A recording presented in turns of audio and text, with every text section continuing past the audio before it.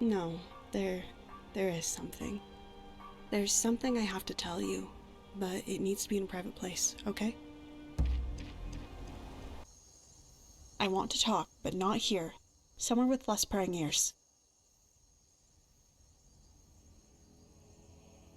I guess I wasn't being very subtle, was I? Tell me, what do you think about it? Yep, not a Breton. Not even born in High Rock. You do?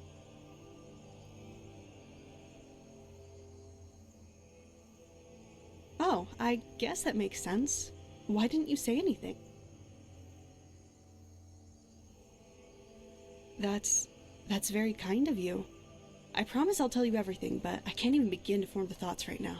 Tell me, what do you make of this? I guess you have a right to know. I've been lying to you this whole time. I'm not from North Point, or Rivenspire, or even High Rock. I was born in Markarth.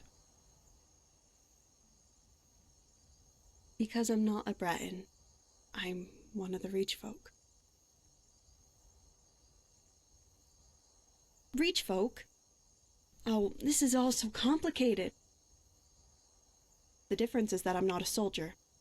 Most of the Karth tribes moved west over the mountains. Those that remain are those willing to fight the Nords, no matter the cost.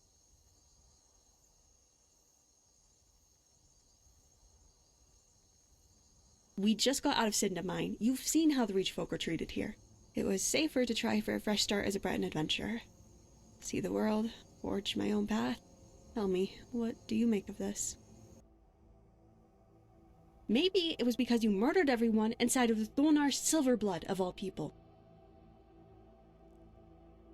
Fine. Are you ready to hear? What do you think is going on?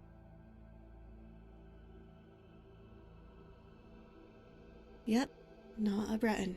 Not even born in High Rock. How are you? Yeah, what about it? It's a good idea to know the powers that control this realm. Yeah. There's something I have to tell you. But it needs to be somewhere private. Yeah, I guess I owe you some answers, don't I? How much have you guessed?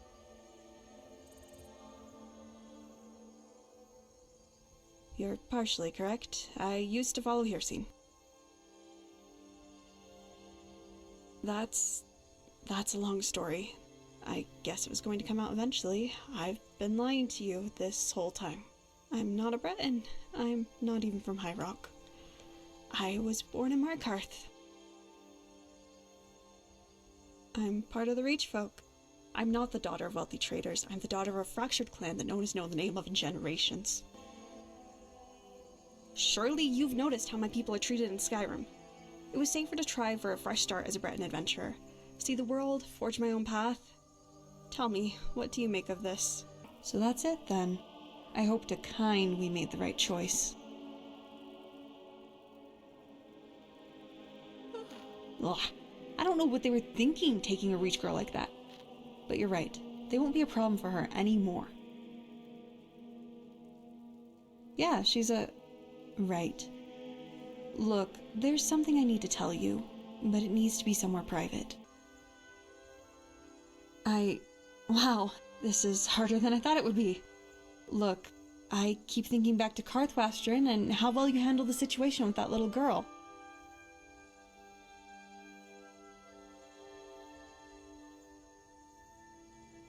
I called her a Reach girl. She's part of the Reach folk. Like the Forsworn. It's complicated. The Forsworn we fought are desperate to claim the Reach again. The idea of any Reach folk living under Nordic subjugation is a hard one. Dibella isn't much better. I mean, the goddess of beauty? That's the kind of thing to worry about with full bellies, not when a war's going on.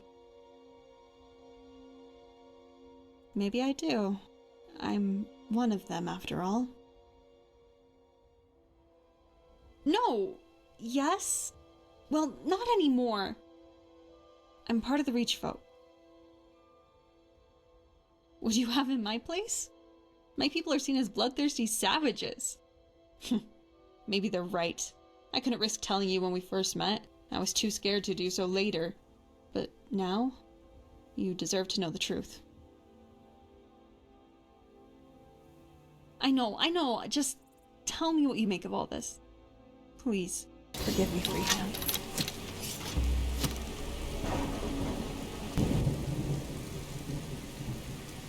No, there is something. There's something I have to tell you, but it needs to be in a private place, okay? Yeah, I guess it's time you knew. I've been lying to you this whole time.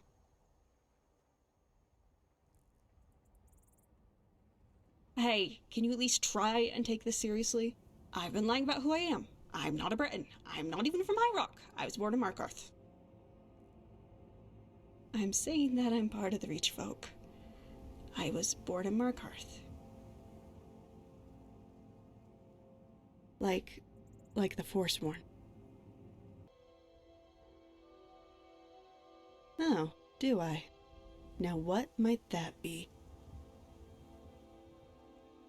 And I can't have anyone else know that. Tell me, what do you make of this? I cannot begin to express how good that feels to hear that from you. You won't regret this.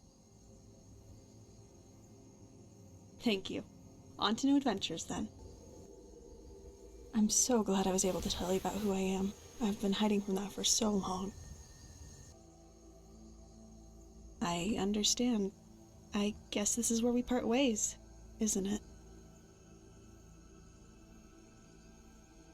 Well, goodbye then. I'll miss this.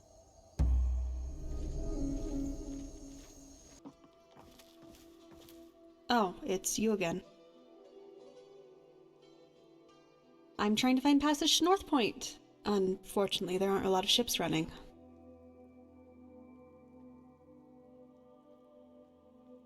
I've always wanted to go. Might as well make it official. It's between that and the Western Reach. I'll spend some time there, and then maybe in a couple of years I'll set out on my own again. I'm not welcome there. It's time for a fresh start. Believe me, the feeling is mutual. Don't worry, I'll be gone soon. Wait, what about everything you said? You really want me to come with you?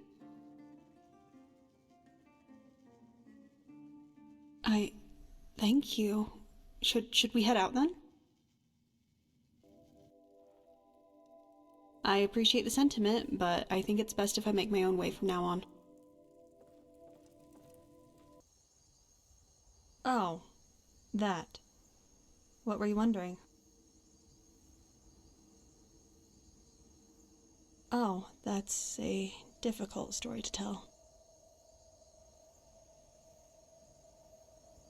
Yes, I think I am. 27 years ago, Modonok managed to wrestle control of Markarth away from the Nord who claimed ownership. When that happened, many of the Karth clans, including my own, moved back into the city. I was born a few months later. We lived there for 2 years.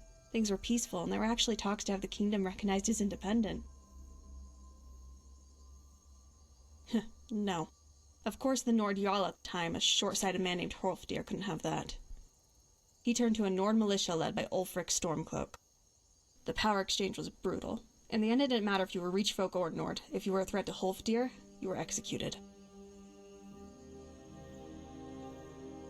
Yes, I was wondering if you could spot them too. They were clever enough to hide, I guess. Or had skills useful enough to ignore a spotted past. The Nord stick to their ideals until it benefits them to ignore them.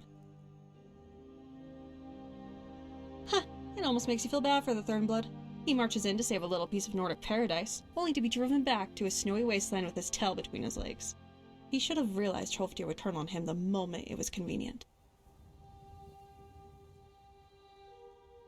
We hid in caves and remote cliffsides for a while, but eventually even that was deemed too dangerous and we moved to the Western Reach. Listen, it's getting late and I'm tired. Perhaps the rest another time? Hey, what if we leave camp for a bit and go hunting? Oh, that. What were you wondering? Yeah, my first memories are of those jagged skylines. We settled into one of the clans there with fragments of what remained of the Karth clans. It was a happy childhood, but always under the shadow of the clan's expectations. When we were ready, we would take back the Karth Valley for the Reach folk, or the Forsworn. I'm not anymore. I failed. The Forsworn are Reach folk who have sworn to reclaim the Reach no matter the cost. They're soldiers. It's what I was raised to be. Yeah, I'm descended from what was known as Clan Spirit Blood. Have you heard of them? Most haven't. They were a powerful clan in the Karth Valley generations ago. The Spirit Blood clan held a ritual back in the old days called the Vateshran Rites. It was a series of trials through 3 Daedric realms. If a Reachman managed to succeed, they would be blessed with power from all 3 Daedric princes. Unfortunately, the knowledge of how had been lost. We did. We knew where they were held, and an elderly matron knew how to open the cavern. A small group of us were sent out once we were deemed ready.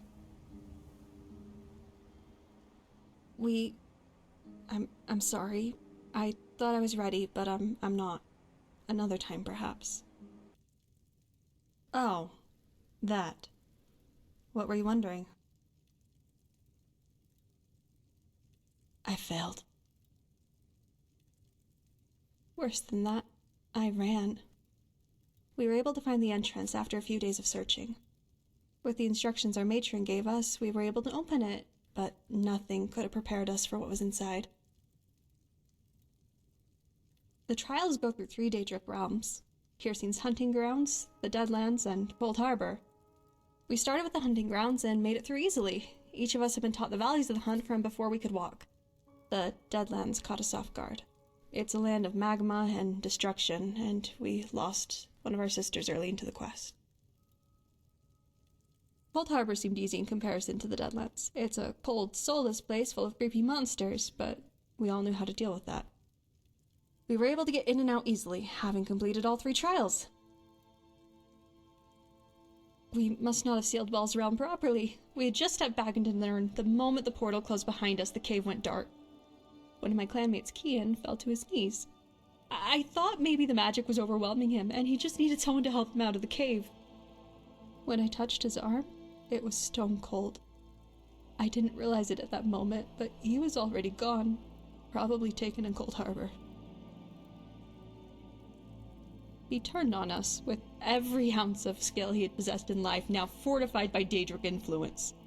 In life, he was a summoner like me. In death, he became a grave singer.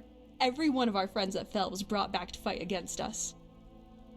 We were disoriented and terrified, and there was nothing we could have done, and... There were only 3 of us left standing. The portal to Cold Harbor reignited, and a shadowy, horned figure appeared, standing just behind Kian. Kian began to speak, but it wasn't his voice, it was twisted. It was still his vocal cords making the sound, but the tone and cadence was off. He told us that Molag Bal could only allow 1 champion, and that the last one standing would be granted power beyond their wildest imaginings. We knew better than to trust Bal, and we weren't willing to turn on each other at that point, so we attacked. We tried. Nightmares began to pour out of that portal, and I lost sight of Neom and Tegan. I was thrown in the corner, and I knew I would die there. Then I realized that there was just a sliver of light coming in from the stones. I seized one of them, only for my hand to go through it. We weren't actually sealed in the cave. It was one of Molag Bal's tricks. I ran. With every step I took, I thought I could hear monsters behind me. When I finally dared to look back, there was nothing there.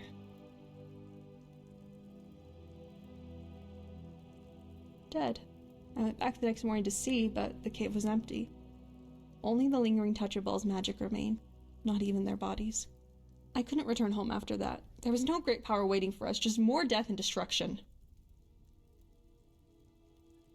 Even if my clan were ready to forgive me for abandoning the others, I broke everything that is sacred to us. Anything that flees its prey until it can best its hunter. My clan can't foster that kind of weakness, and neither can Hircine. That was 3 years ago. I hope my family believes I'm dead. It would be a mercy compared to what I've become.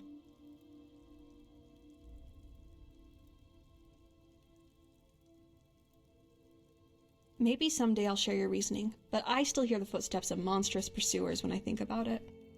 I should never have left them. Hey, so I was thinking, sometimes we get separated. I've always been able to find you before, but we could use a more reliable method. What? Well, I guess that might work too, but I'm hoping for something a little more immediate. We need to rip a tiny hole into oblivion, and I step through it wherever you are. Hey, it's not as scary as it sounds. Think of it as a portal. People do it all the time. Or so I'm told. Well, I mean, there's a little risk, but it's not like I'd be staying there. Well, no, not exactly. But I know people who have. Right, we're gonna need some spell components for the ritual. We'll need some void salts and hawk feathers for sure, and probably some lavender to strengthen your conjuration abilities.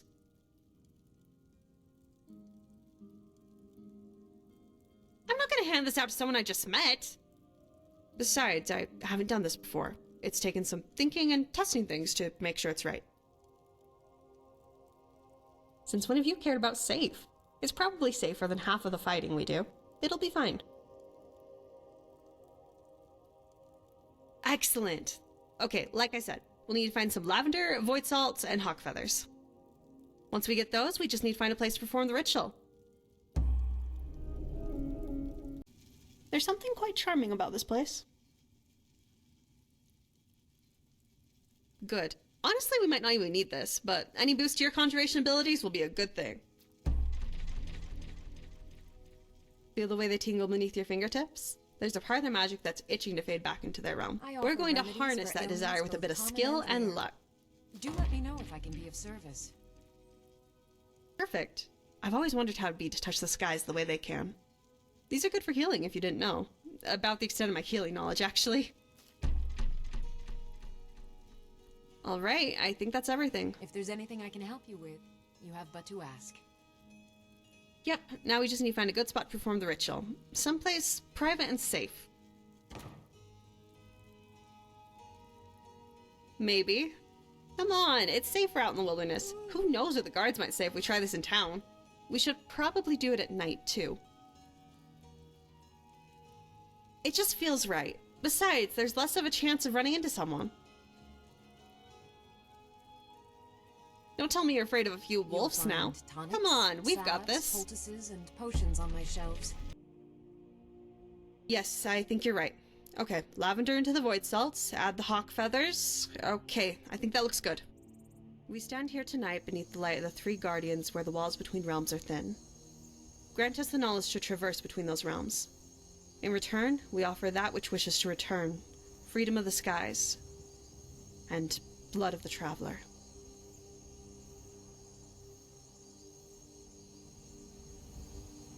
Okay, yeah, that looks good. Here, drink this. Who? The Sky Guardians, I guess. Don't worry, we didn't just sell our souls to any Daedra or Aedra. Now drink. Like you haven't had charred skeever hide in your health potion before. Drink up. So, how does it feel?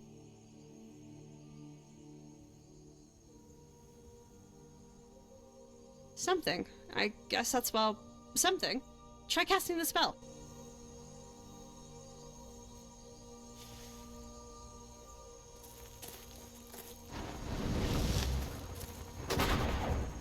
Well, would you look at that?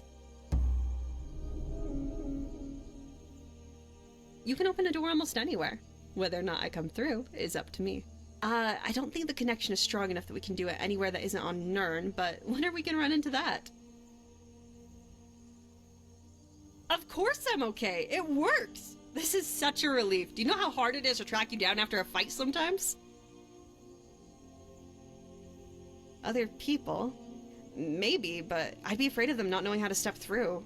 I know how to do it because we were taught as children. I don't think that holds true for most people. You? we'd need your blood as a spell component, and you'd have to learn how to walk through Oblivion. I need to think more about this. But that's the problem for tomorrow. Lead on. I guess the whole parents being traitors in North Point doesn't hold up anymore, does it? I come from an average family by Reach folk standards. It's me, my parents, and my 2 siblings. They're mostly retired warriors for our tribe. My mom is a decent witch, and my father works as one of their hunters now. He works as a hunter for the clan now. Back when we lived in the Karth Valley, he was a battle archer. He used to joke that the old gods blessed him with the sight of the eagles. He's a lot steadier than I am. When I was a child, he would take my sister, brother, and I hunting. We would sit in the grasses for what felt like hours, just to land the perfect shot on a goat, even when we could have made the shot from twice the distance, or just chased the creature down and killed it with magic. It used to feel like such a waste of time back then. I miss those quiet moments now. Well, like I said, she's a witch. When she was younger, she was one of the front-end warriors. Now she reads the Skytells and keeps things in the clan running smoothly. She was strict when we were growing up, but fair. We were expected to be warriors, and she did her part in teaching us. She was the one who taught me to draw summons in the first place. She would also call each of us by our star sign. So silly in hindsight. I have an older brother named Ternok and a younger sister named Maeve. She's an excellent witch. My mother used to say she was born with a foot in the ethereal realm. When I use magic, it's like I have to establish a connection with it every time. Explain exactly what I want it to do in a way it understands. For Maeve, she always has a connection open. She shapes magic easier than most can form words. She never actually learned how to use a weapon for it. Every time we would spar, out came the fireballs. Let me tell you, trying to parry one of those things with a bone sword is not easy. She could also get away with so much more than Ternok and I could. I used to get so angry about that. It seems so stupid now. He's always been quiet, the serious one. He was old enough to remember living in Markarth and being driven out by the Nords. It changed him. He never wanted to play our silly games growing up.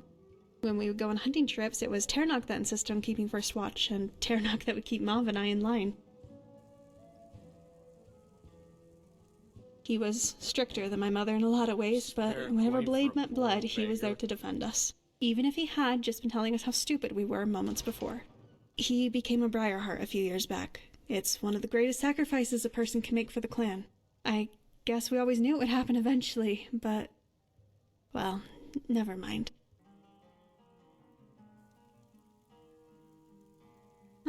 What if I tell you about my first summon?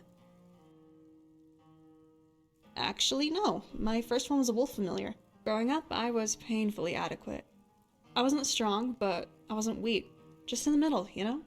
It made getting the attention of the adults difficult at best, and even some of the other children.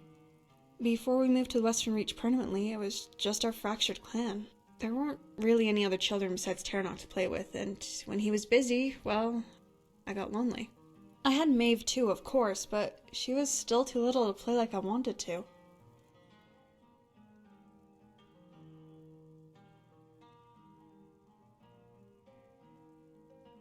Yeah, it sounds silly, doesn't it? But even with everything else that was going on, even though I should have been more worried about the war at our front doorstep, it still hurt. Lots of Reach folk lived in the hills back then, not just the Forsworn like you see today. We were in a small band, mostly others from Markarth itself. It was isolated, as safe as you can get in the Reach. I'd spend my days wandering the edges of camp, or on the bold ones, just outside of it.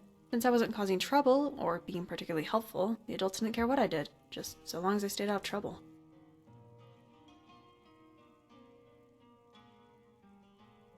Thanks. This was supposed to be a happy story, though. Let's get back to the fun part. All that time alone meant that I had plenty of time just to sit and listen to everything around me. I was supposed to be strengthening my destruction spells, maybe learn how to actually cast a fireball, but I didn't. No one ever pushed me to do so, and I was annoyed that even Ternok could do it better than me, so I just didn't try. Instead, I listened to the pull around me. The Reach is imbued with magic. I mean, most of Tamriel is, but in the Reach it's different. I would just listen to it, try to feel it. There was something out there, something that wanted to communicate. Exactly. It was dusk when I drew him for the first time. The time of day where I would just try to stay out for a little bit longer before returning to camp. Except that night, I didn't feel alone. I didn't know what I was doing at the time, but I established my first connection to Oblivion. And out stepped Fergus. A gorgeous wolf. I barely stood taller than him at the shoulder when I was a kid, but you never saw a friendlier pup.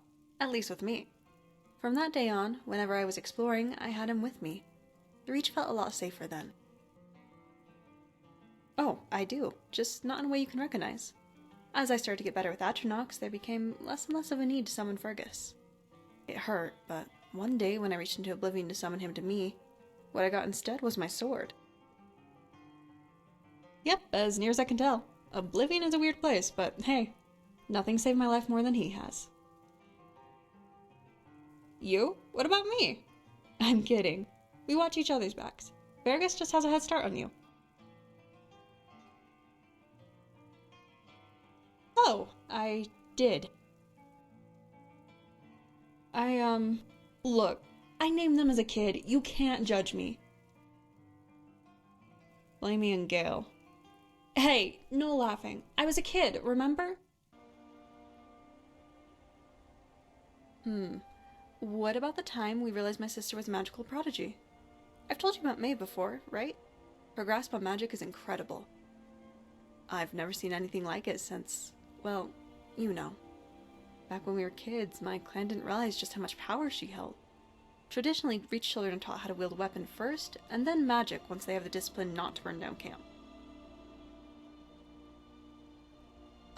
In my clan it's more of a size thing than age. I started around probably 5, but Maeve was a lot smaller than the rest of us as a child, so she didn't start till she was probably around 8. Maeve had no interest in weapons, much to my father's dismay. He'd give her a dagger, she'd use it to carve designs in the ground.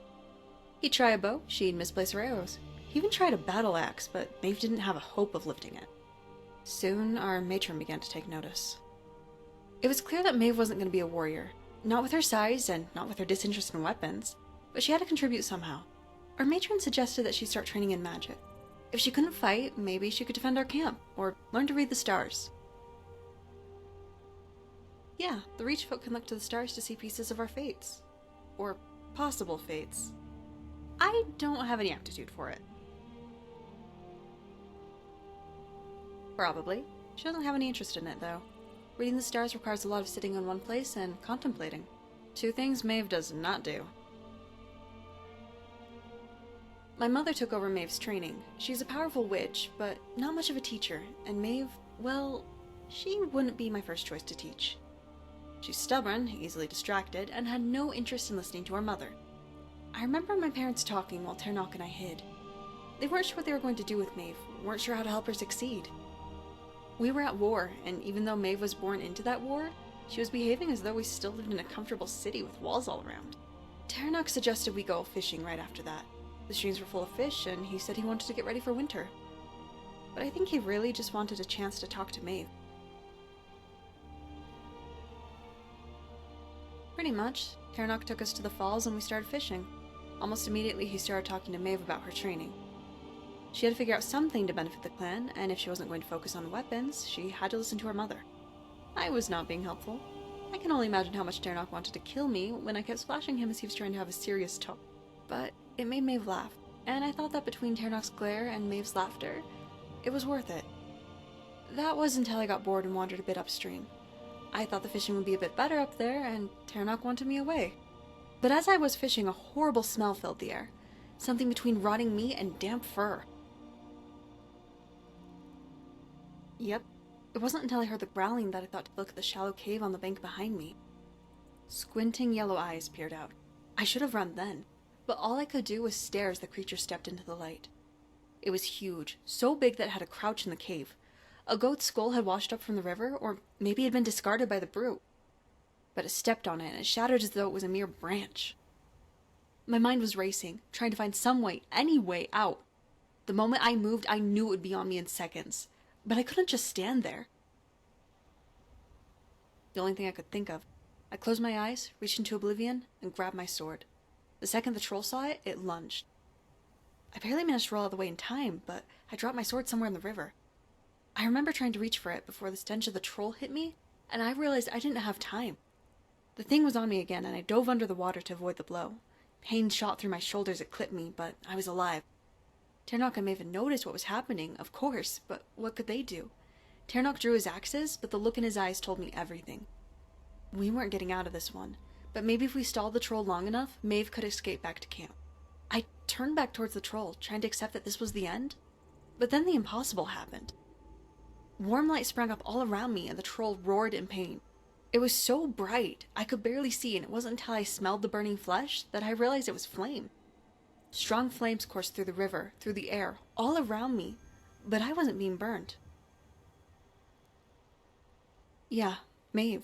Within seconds, the troll was a charred corpse floating downstream, and Maeve was a panting, crying mess on the bank of the river. I got to her first and just hugged her. Next thing I knew, Ternok had us both in his arms. We just sat there for what felt like hours, trying to understand what had just happened. Maeve's spell should have been impossible for someone her age. It is impossible for so many that have studied magic their entire lives.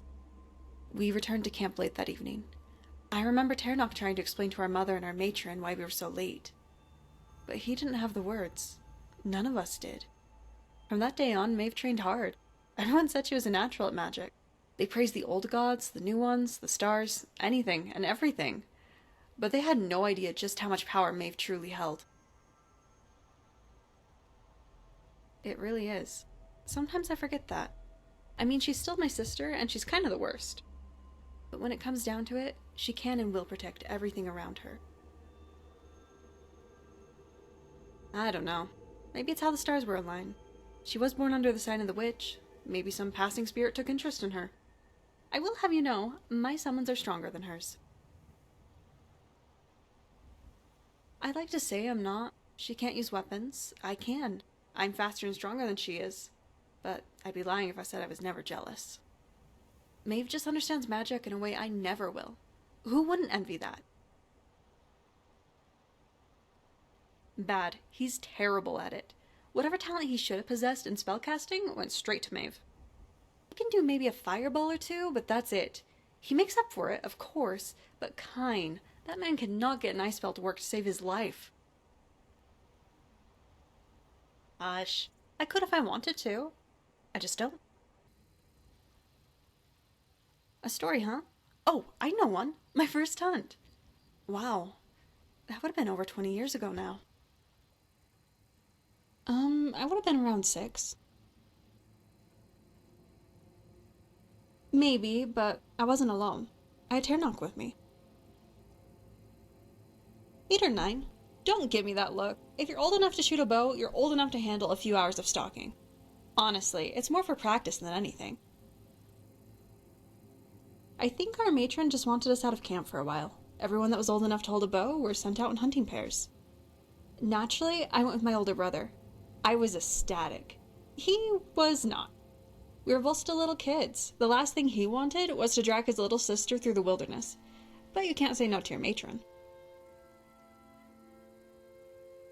Just a night. I think there were about 6 hunting pairs, and all of us were sent in different directions, so none of us went too far from camp. We were supposed to bring back something small, like a rabbit, but I wanted to hunt a bristleback. They're wild pigs, but meaner and larger than usual. If you don't kill one in a single strike, they'll try to kill you back. Good meat, though. Well, of course. Ternok might be the responsible one, but he's extremely competitive. Being able to show off the other kid? How could he resist? We found a roaming bristleback quickly. A big old male with scars all down his sides. The second we saw him, we knew he was the one.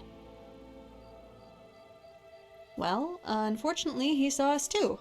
So when I shot him with an arrow, not only did it not down him, but he knew exactly where we were. He started to charge us. Ternok grabbed my wrist and we started running. The reach isn't flat, especially not the western reach. There's plenty of crevices that can fit a couple of kids and not a giant boar. Well, yes, that was the other problem. I don't think I fully realized how much danger we were in, but Ternok did. He shoved me into a crevice and jumped in after me. We could both barely fit, but it was far enough down the boar couldn't reach us. Escape?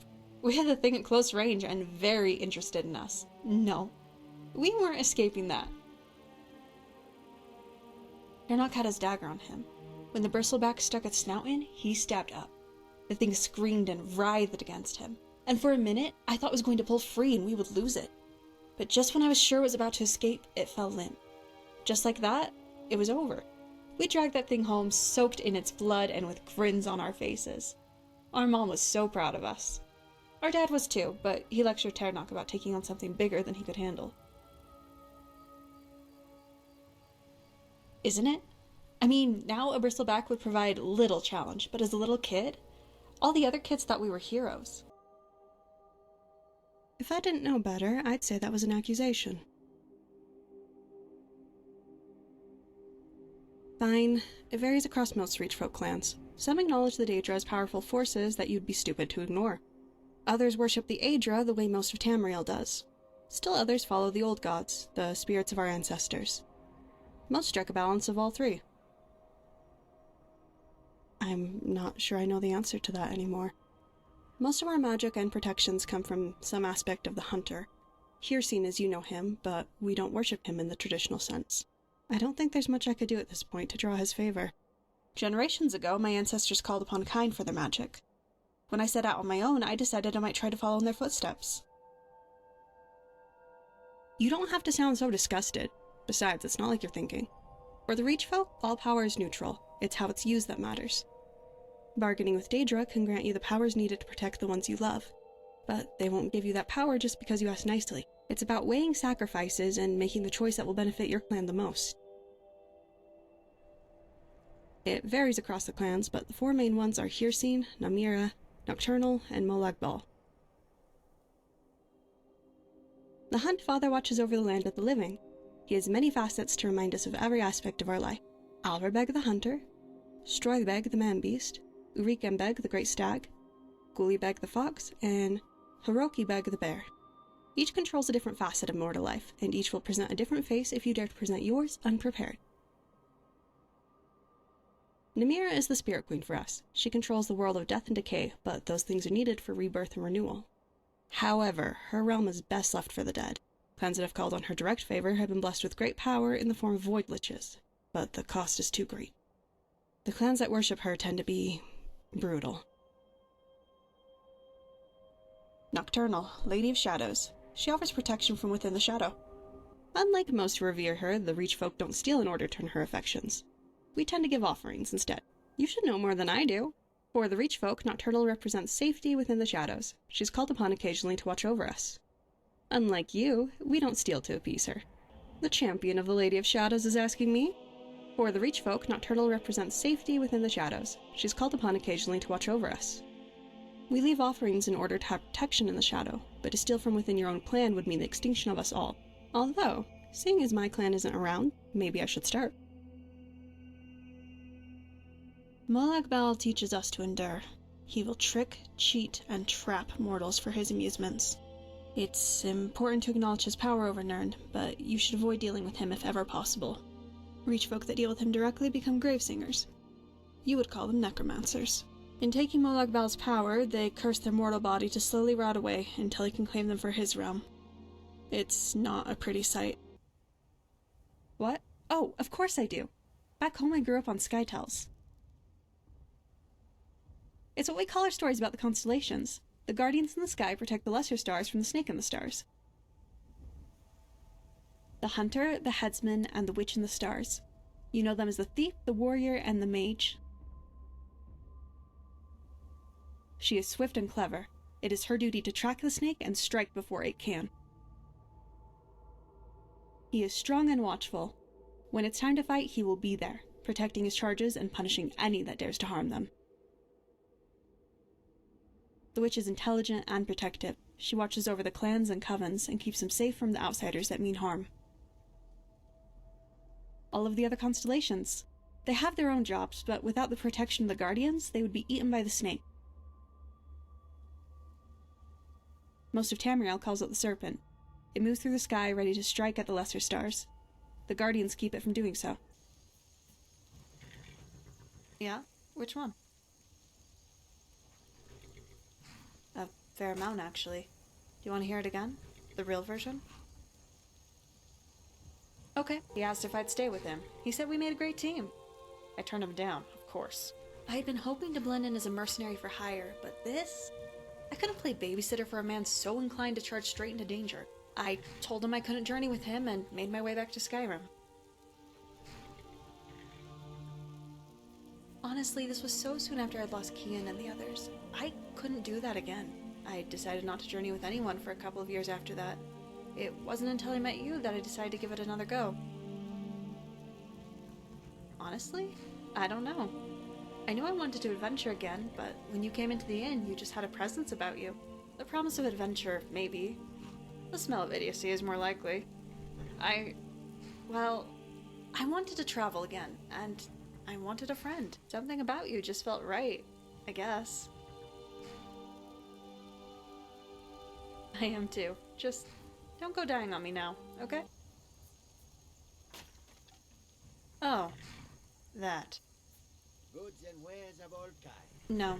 I figured that a merchant kid would have gone along with their parents at some point, but I don't know enough about merchants to make it good. I did stay in Sentinel for a couple of months, though.